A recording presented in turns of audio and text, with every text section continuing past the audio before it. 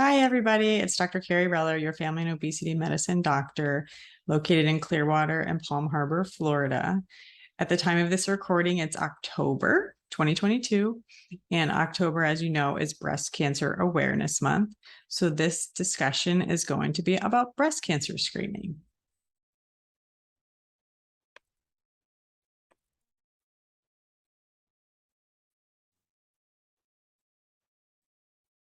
Here we go. Okay, so first, a couple of statistics, okay? 1 in 8 women are diagnosed with breast cancer in their lifetime. That's one person in every 12 minutes in the United States.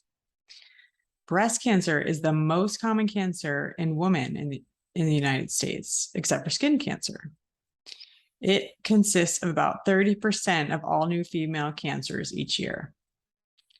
The American Cancer Society estimates for breast cancer for 2022 in the US show that there are going to be about 287,850 new cases of invasive breast cancer, about 51,400 new cases of ductal carcinoma in situ, and 43,250 women will actually die from breast cancer. So a couple more statistics. The median age at the time of breast cancer diagnosis is 62. In recent years, the incident rates of breast cancer have actually increased by 0.5% per year. However, our treatments and everything have been improving, so the breast cancer death rate has actually gone down. So the chance that a woman will actually die from breast cancer is about 1 in 39 or 2.6%. However, it is the second leading cause of cancer death in women, and only lung cancer beats that.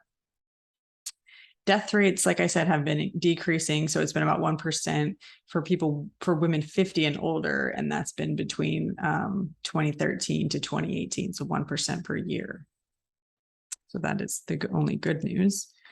So I wanted to go over a couple of patient cases. So this patient, 37-year-old female, in an age where we don't typically do screening mammograms, she actually found a lump in her breast. So we did get a screening mammogram.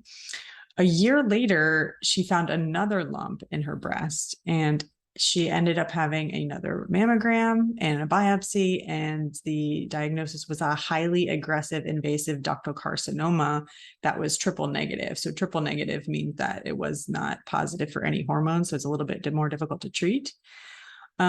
She kind of was lost to follow-up, but then she came back to me recently after completing chemo and radiation, and she told me that she was so grateful that we got that baseline mammogram so that they had something to compare it to for, a year later when she found another lump. So this is, one of my recommendations is I do believe in yearly screening, and I'm going to go into that again in a minute. So here's another case. So here's a 62-year-old female. So she had a completely normal mammogram in May of 2021. And she just got her screening mammogram this past July in 2022 and had new masses. So she was diagnosed with high-grade invasive ductal carcinoma that was PR weekly positive. Turns out she had a family history of breast cancer in her mother in her late 60s, a maternal aunt, 2 maternal cousins, but nobody had done any genetic testing. This is, another thing where 1 year completely normal mammogram, and the next year abnormal mammogram with a highly invasive cancer diagnosed. She actually had a mass in both breasts too. So, definitely want to get that yearly mammogram. So when and how often do we screen? So there are 2 guidelines that some providers go by. I typically go with the more conservative. So American Cancer Society recommends yearly screening beginning at age 40, and definitely by age 45. And then the United States Preventative Task Force recommends every other year screening beginning at age 50 up to 74. They are currently thinking about updating their data and their recommendations, but it is a B grade recommendation. So that's pretty high in the United States Preventative Task Force recommendations. But I typically try to follow American Cancer Society guidelines for when and how often to screen for breast cancer. So a little bit about the screening mammogram. So it's actually an X-ray. So there's a little bit of radiation exposure, but the risks definitely outweigh the benefits. It creates a 2D image of the breast. It is the most effective screening test used today. It's low cost and effective at finding preliminary breast cancers. It can find the breast cancer sometimes up to 10 years earlier than your doctor or you would even detect it. It takes about 15 minutes. You can just, wear something that's easy to remove your shirt. You don't want to use deodorant, perfume, powder, or lotion under your arms because it can make the image kind of distorted and hard to read. You may feel pressure, but it shouldn't be painful. So the breasts are actually compressed between two plates and two views of each breast are taken, one from the top and one from the side. And then results are usually available pretty quick. The imaging centers typically send the patients the recommendations, sometimes even before the doctor. But if you haven't heard back from either one in 2 weeks, you should definitely follow up. Sometimes they're actually trying to obtain prior mammograms to compare them to. So that may be something that holds them up. So the mammogram results. So typically it's one of these four things. So basically benign, no sign of breast cancer at all. They usually say repeat in 1 year, or there could be a benign condition that means non-cancerous thing that they find. They may say that you have dense breasts. They may or may not recommend an ultrasound if you have dense breasts as well, or it may show some calcifications or other things that may need some further follow-up. So what may those follow-up tests be? So basically, if you get an abnormal screening mammogram, they may recommend a diagnostic mammogram. And usually they're going to want plus or minus a breast ultrasound with that. So like the screening mammogram, is the diagnostic mammogram uses x-rays and takes 2D images of the breast, but they use more views to look at the abnormalities a little bit closer. And then a breast ultrasound uses sound waves to make images of the breast, and it can help differentiate between any like solid mass, which may be cancerous, or a fluid-filled cyst. There is also a breast MRI that uses magnetic fields to create images of the breast. Sometimes they're used to screen in high-risk patients, but not alone, usually with a screening mammogram. Obviously, they're a little more cost prohibitive, so it's not, and they can miss breast cancers. So they are not, the main tool of screening, but they may be recommended if needed. They're also used for diagnostic purposes and typically happen prior to surgery if needed. And then a biopsy may be needed, and that would take cells or tissues, basically a sample of them, and then they run them under the microscope and check for cancer. Tissue is the only thing that can give an official diagnosis of cancer. And typically they can test those tissues, whether if they're hormone responsive, and then that can also help target different therapies that are used. I will say one thing about cost here. So typically Medicare, Medicaid, and the government does cover a screening mammogram for everyone. However, if abnormalities are found, sometimes there may be a copay or deductible that applies toward a diagnostic mammogram or the breast ultrasound. And that can be deterring for some patients, but they should be aware that they may still need that follow-up test, and they should still do it. There's also a 3D mammogram. It's not usually covered, but some insurances may cover it, or some people may want to pay out of pocket for it. So it takes multiple 2D images to create a 3D image of the breast. Some studies show that it can find more breast cancers than 2D, but it's currently under study. And obviously the 2D mammogram is the current standard of care. So some warning signs for breast cancer. So any new lump or anything new that you accidentally feel or palpate should be brought to the attention of your doctor. So basically a hard knot or thickening inside the breast or the underarm area, because some breast tissue go all the way up to the armpit. Those could, be a concern, and you should bring them up to your doctor. Also, swelling, warmth, redness, or darkening of the breast, as you can see in the picture here.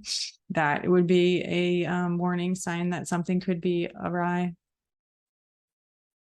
So a change in the size or shape of the breast is another warning sign, or dimpling or puckering of the skin. If you can see in this picture here, you can see that there's kind of an indentation. That can happen if something is concerning. Also, itchy, scaly, sore, or rash of the nipple, or pulling in of your nipple or other parts of the breast. So nipple discharge, that starts suddenly. So basically some discharge can be created with a little bit of squeeze of the breast, but if the discharge is occurring spontaneously, or if it's bloody or has a bad odor, it may mean either, something is wrong, or maybe even just to be an infection that needs to be treated as well. But it's something that should be brought up to your doctor. And then new pain in one spot that kind of doesn't go away. Now, the thing about breast pain, it is usually a sign of a benign condition, not typically a breast cancer, but it should still be brought up, and we'll probably still do that screening mammogram.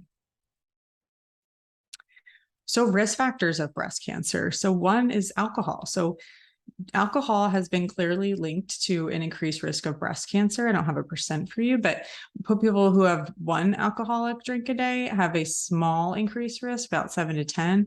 And then who have 2 to 3 drinks a day have about 20% higher risk. So the risk does increase with the amount of the alcohol consumed. So having overweight or obesity is also an increased risk. So basically before menopause, your ovaries make all your estrogen. And then after menopause, only the fat tissue creates estrogen. So having more fat tissue on your body can increase the estrogen even further. Having more fat tissue also increases insulin levels, like insulin resistance, prediabetes, and diabetes, and those have a higher incidence of breast cancer as well. However, that weight and breast cancer risk is pretty complex. It's interesting because those who gain weight after menopause actually have a higher risk of having breast cancer, where those who gain weight before menopause actually have a lower risk of breast cancer. Kind of interesting scenario. So another risk factor is decreased physical activity. Its evidence is kind of growing that regular physical activity reduces breast cancer risk, especially after menopause. They kind of don't know how much activity is needed to reduce the risk, or why it does. They think maybe it's due to just effects of body weight, inflammation, and hormone levels. But the American Cancer Society does recommend that adults get 150 to 300 moderate intensity activity minutes, or 75 to 150 vigorous intensity activity minutes per week. Those are similar to the physical activity guidelines of the United States. Another risk factor is not having children. So women who have not had children, or who have had their first child after age 30, have a slightly higher breast cancer risk overall. And having many pregnancies and becoming pregnant at a young age actually reduces breast cancer risk. This is thought to be because of the less periods, which is kind of like how for this risk factor, not breastfeeding. So most studies suggest that breastfeeding may slightly lower the breast cancer risk, especially if it continues for a year or more. Now, in the United States, we don't have not as many people breastfeed for that long, so we don't have any good studies really about that. But like I was saying before with pregnancy, the possible explanation for the effect of breastfeeding is that it reduces the overall number of menstrual cycles that the woman will have during the lifetime.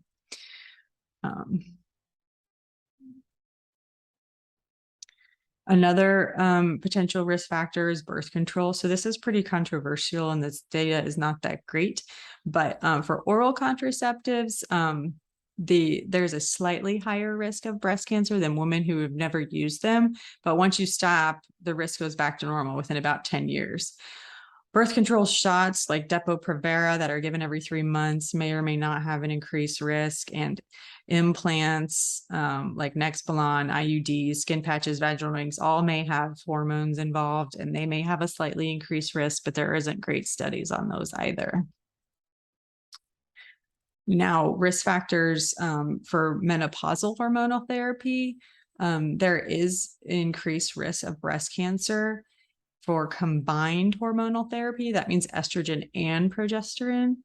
That is only in current and recent users, and that risk kind of goes down after about 4 years of use, but it doesn't go, completely away.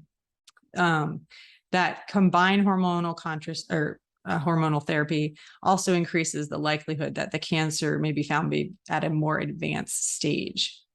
So in case you're not sure, but combined hormonal therapy, like I said, is estrogen and progesterone, and that's usually given to people who still have a uterus, because if you give someone just estrogen who still has a uterus, they can be the risk of endometrial cancer or uterine cancer. It's something you definitely don't want to avoid. All right. And then, so just estrogen therapy alone after menopause, that has kind of mixed results, but basically we kind of don't think there's much increased risk of breast cancer. And if there is a little bit, it's really not by much. And, the best thing about menopausal hormonal therapy is use the least amount effective for the shortest amount of time. And typically they'll be okay, especially if you're only using like creams and not oral estrogen. The biggest risk factors with the estrogen therapy are actually strokes and clots. That is the most concerning part of using that hormonal menopausal treatment. And then, so breast implants actually don't have an increased risk of breast cancer, but they are linked to other rare cancers and lymphoma and squamous cell carcinoma. So happy Breast Cancer Awareness Month. Please go out and get your mammogram. And if you don't have a provider that can order you one, I'm pretty sure you can find resources that will do that. You can look on Susan G. Komen's website or the American Cancer Society to find anything. And those are some of my resources as well, komen.org, cancer.org. And so don't forget, if you enjoyed this presentation or you want to follow me on social media, my Facebook is Kerry Reller, or our practice is Clearwater Family Medicine and Allergy, and the YouTube site is Kerry Reller. Or, come work with me, schedule an appointment. Our website is www.cfma.health. Thank you so much, and I hope to see you next time. Bye, everybody.